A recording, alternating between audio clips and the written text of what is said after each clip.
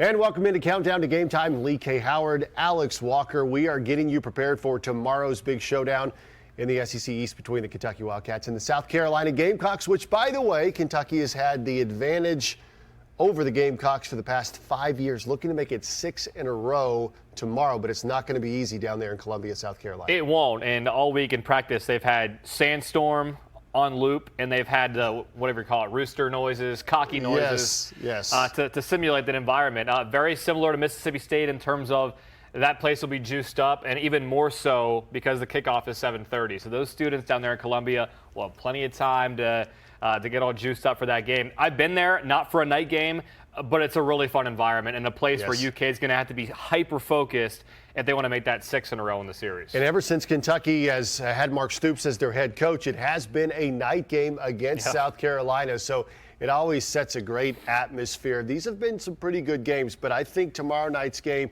is going to be one of those where both teams are going into this game very, very hungry, maybe for slightly different reasons, but also similar.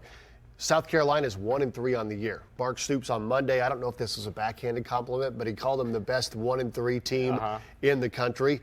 They're playing for their season in some ways just to probably become bowl eligible. Will Muschamp's probably playing for his job or coaching for his job at this point. He is coaching for his job and just running down the schedule. If South Carolina does not win this game, I don't see any possibility of them making a bowl game at all. And this is just for people to know, after Kentucky, they go to Georgia, loss. They host Florida. That's going to be difficult to win against a Florida team that's already 4-0. Sure. At Tennessee, Vanderbilt, Appalachian State, who just beat North Carolina. They're one of the best FCS teams in the country. North Carolina, by the way, beat South Carolina. So not that that always works, but at A&M, and then you got to host Clemson.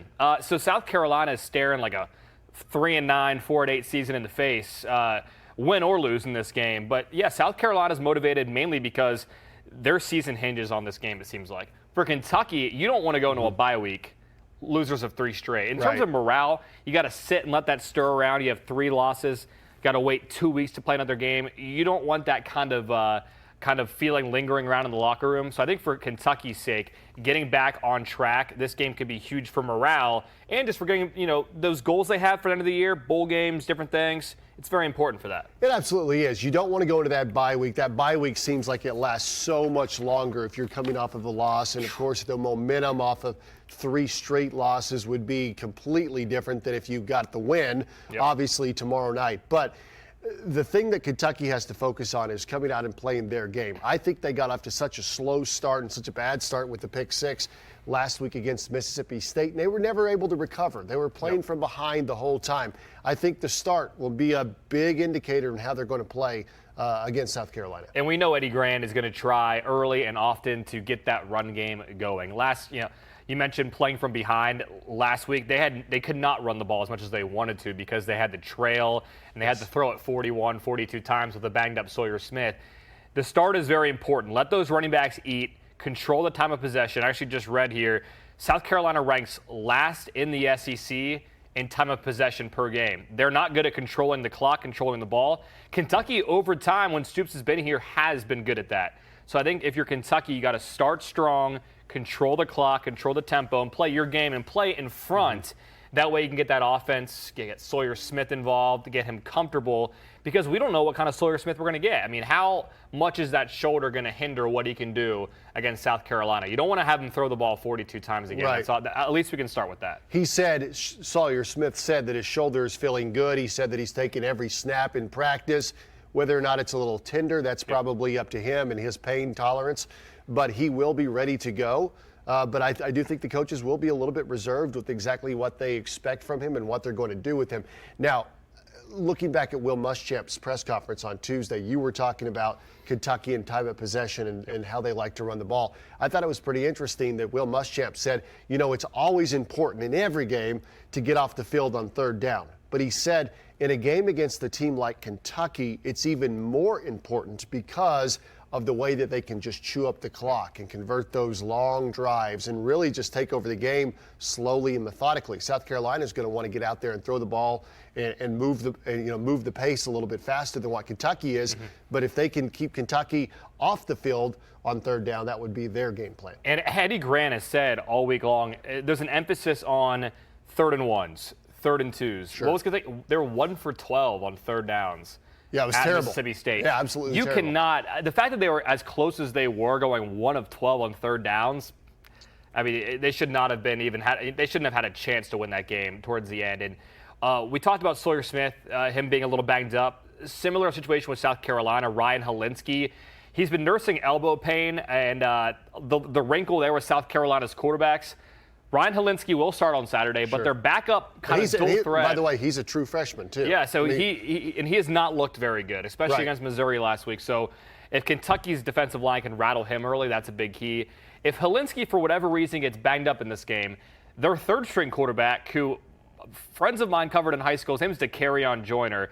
Kid's a stud, dual threat. He's out for this game. He's out. Yeah, he's like Ryan Helinski's out. He's like their Lynn Bowden guy. Correct. He's kind of their do-it-all. He plays a little wide receiver. Right, he does. Yeah, runs the ball as well out of their wild, whatever they call it.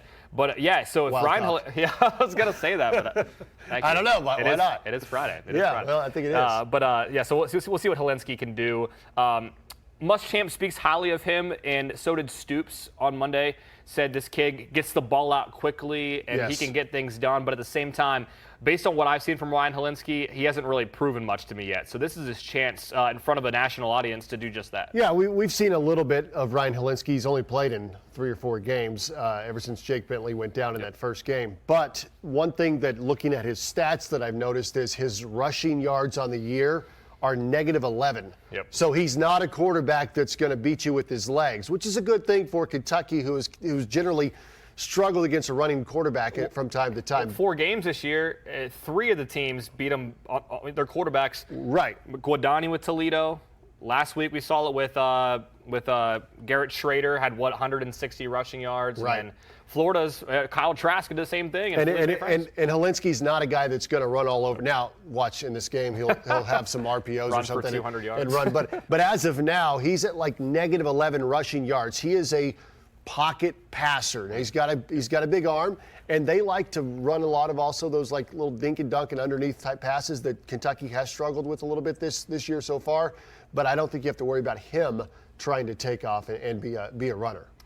And that's good, because if you're the defensive, if you're Brad White, you're saying finally we don't have to worry about a guy beating us with his legs. Because I mean, that Mississippi State game last week boiled down to one.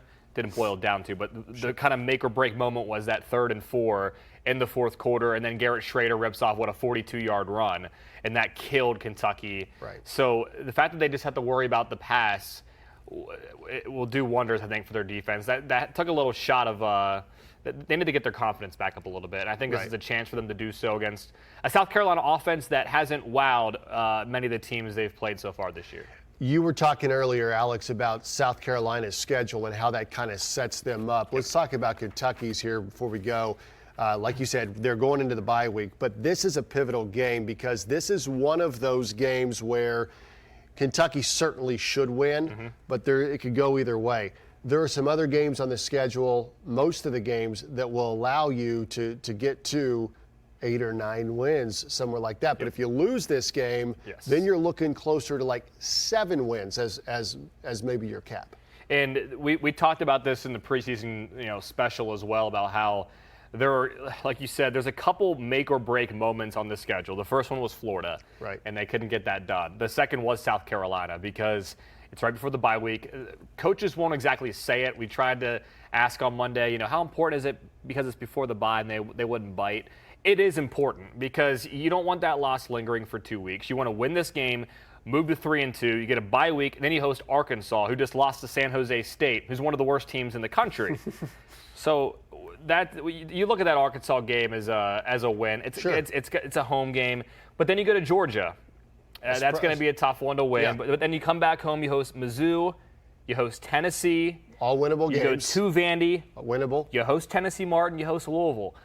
All of those can, in theory, if Kentucky plays the way it should win all of them. Yeah. Mizzou's the one team that I think preseason I wasn't too high on, but now I think they've changed my mind a little bit. Right. They look pretty good with Kelly Bryant. And that's why I think, it was disappointing that Kentucky lost last week against Mississippi State, because I thought the 3 games on the schedule that could go either way were Mississippi State, South Carolina, and Missouri. Yep. And depending on if Kentucky went 3-0, 2-1, 1-2, would all kind of depend on if it was a good season or a special season. Well, Kentucky's already dropped 1 of those. So now they've got the chance still to go 2-1 in those games. But I think those 3 games right there of similar opponents, similar, personnel, I would say, on these teams, Mississippi State, South Carolina, Missouri. I think they're all in that group. Florida kind of maybe a little bit above, and you could have certainly won that. We saw that. But I think starting with tomorrow night's game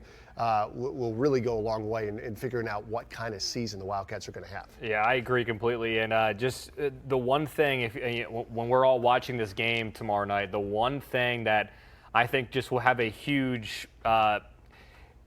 who's going to win the first quarter? If Kentucky can win that first quarter, I don't care if it's 3-0, 7-0, whatever it may be, 10-7, Kentucky cannot play from behind in front of 82,000 people. It's just not going to work. We've seen it already happen a couple times.